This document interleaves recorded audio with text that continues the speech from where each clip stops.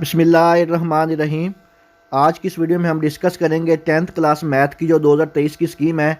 ये जो स्कीम है आपका बोर्ड का जो न्यू पेपर पैटर्न है SLOs इसके मुताबिक बनाई गई है, जिसके मुताबिक आपका जो 50% पेपर है ये आपका नॉलेज बेस होगा, यानी कि किताब के अंदर से होगा, और जो बाकी का 50% पेपर है वो कंसेप्चुअल होगा। बाकी का जो 50% पेपर है उसमें जो आपका 35% जो पेपर है ये आपका अंडरस्टैंडिंग बेस होगा, और जो बाकी का 15% पेपर है ये आपका एप्लीकेशन बेस होगा।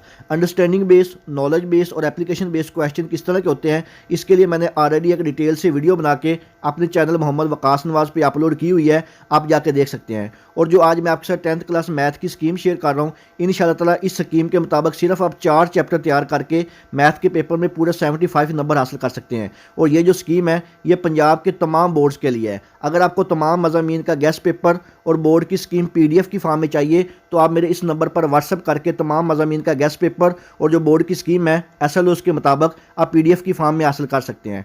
सबसे पहले हम बात करेंगे आपका जो 10th क्लास का मैथ का ऑब्जेक्टिव पेपर होता है, जिसको आप MCQs वाला पेपर भी कहते हैं। इसके टोटल जो MCQs होते हैं ये 15 होते हैं। हर MCQs का 1 नंबर होता है, और आपका जो ऑब्जेक्टिव पेपर होता है ये टोटल 15 मार्क्स का होता है। और इनके MCQs की जो तरतीब है वो कुछ इस तरह से होती है। चैप्टर नंबर 1 में से 1 MCQs, चैप्टर 2 से 2 MCQs, 3 से भी 2 MCQs, चैप्टर 4 से 1 MCQs, चैप्टर नंबर 5 से 2 MCQs, चैप्टर नंबर 6 से भी 2 MCQs, चैप्टर नंबर 7 से 1 MCQs, चैप्टर नंबर 8 से कोई भी MCQs नहीं आता, चैप्टर नंबर 9 से 1 MCQs, चैप्टर नंबर 10 से भी 1 MCQs, चैप्टर नंबर 11 से भी 1 MCQs, चैप्टर नंबर 12 से कोई MCQ नहीं आता, चैप्टर नंबर 13 से 1 MCQs। तो ये था आपका जो ऑब्जेक्टिव पेपर है। अब हम बात करते हैं आपके सब्जेक्टिव पेपर की। सब्जेक्टिव पेपर में सबसे पहला जो सवाल होता है ये शॉर्ट क्वेश्चन का होता है। शॉर्ट क्वेश्चन को मज़ीद 3 पार्ट्स में डिवाइड किया जाता है, क्वेश्चन नंबर 2, क्वेश्चन नंबर 3 और क्वेश्चन नंबर 4। तो सबसे पहले आपका जो शॉर्ट क्वेश्चन का पोर्शन होता है क्वेश्चन नंबर 2 के नाम से, इसमें टोटल जो सवाल होते हैं वो 9 होते हैं। 9 में से आपने अपनी मर्जी से कोई से 6 सवालों के जवाब देने होते हैं।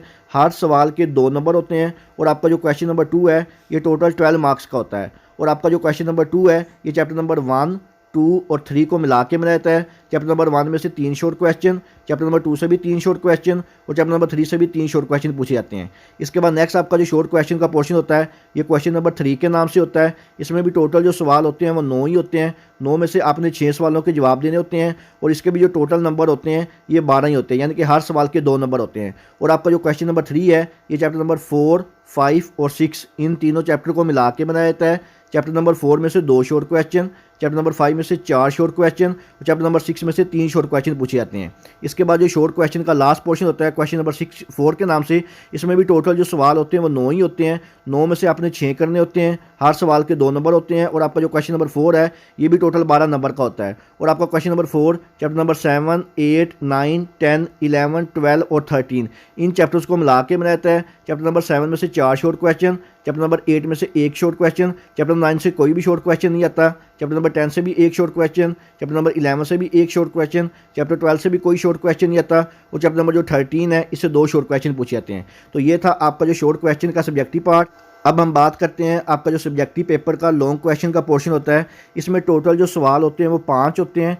5 में से आपने अपनी मर्जी से कोई से 3 सवालों के जवाब देने होते हैं, लेकिन आपका जो सवाल नंबर 9 होता है ये कंपलसरी होता है, यानी कि ये थ्योरम वाला पोर्शन होता है। और आपने बाकी जो सवाल 4 दिए हुए हैं उनमें से अपनी मर्जी से 2 सवाल करने होते हैं, और जो क्वेश्चन नंबर 9 है ये आपने लाजमी करना होता है, यानी कि टोटल आपने 3 लॉन्ग क्वेश्चन करने हैं। Question number 5, question number 6, question number 7 और क्वेश्चन नंबर 8 इन चारों में से कोई से 2 सवाल करने हैं। और जो क्वेश्चन नंबर 9 है ये आपने लाजमी करना है, यानी कि टोटल जो आपने पार्ट करने हैं वो 3 लॉन्ग क्वेश्चन करने हैं। तो इसमें सबसे पहला जो आपका क्वेश्चन नंबर 5 होता है इसके 2 पार्ट होते हैं, A और B पार्ट। इसका जो A पार्ट है चैप्टर नंबर 1 में से पूछा जाता है, और जो B पार्ट है चैप्टर नंबर 2 में से पूछा जाता है। इसके बाद नेक्स्ट आपका लॉन्ग क्वेश्चन नंबर 6 होता है। इसके भी 2 ही पार्ट्स होते हैं, A और B।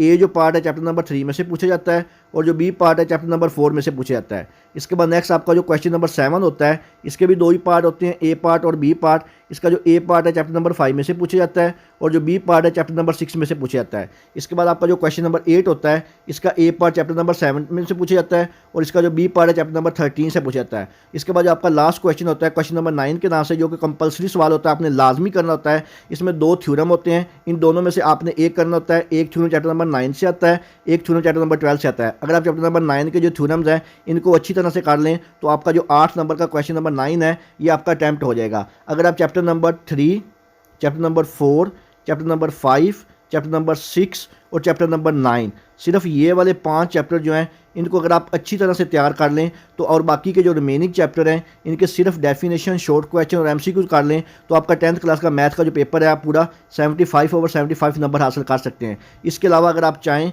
तो chapter number 1, chapter number 2, chapter number 3, chapter number 4 और चैप्टर नंबर 9, अगर ये वाले भी आप 5 चैप्टर अच्छी तरह से कर लें तो फिर भी इंशाल्लाह आपका जो टोटल पेपर है 75 मार्क्स का अटैम्प्ट हो सकता है। ये जो 5 चैप्टर हैं इनको अच्छी तरह से अटैम्प्ट कर लें और बाकी के जो चैप्टर हैं इनके सिर्फ और सिर्फ आप एमसीक्यूज और जो डेफिनेशन है सिर्फ वही कर लें तो आपका जो पूरा मैथ्स का पेपर है 10th क्लास का इंशाल्लाह ताला 100% अटैम्प्ट हो जाएगा। मोस्ट इंपॉर्टेंट एमसीक्यूज और डेफिनेशन ऑलरेडी मेरे चैनल मोहम्मद वकास नवाज पे अपलोड हुई हैं, आप वहाँ पे जाके देख सकते हैं। मज़ीद अगर किसी किस्म का कोई भी सवाल हो आप मुझसे कमेंट सेक्शन में पूछ सकते हैं। मज़ीद इस तरह की वीडियो देखने के लिए मेरे चैनल मोहम्मद वकास नवाज को सब्सक्राइब कीजिएगा। दुआओं में याद रखिएगा। जज़ाकल्लाह, अल्लाह हाफिज़।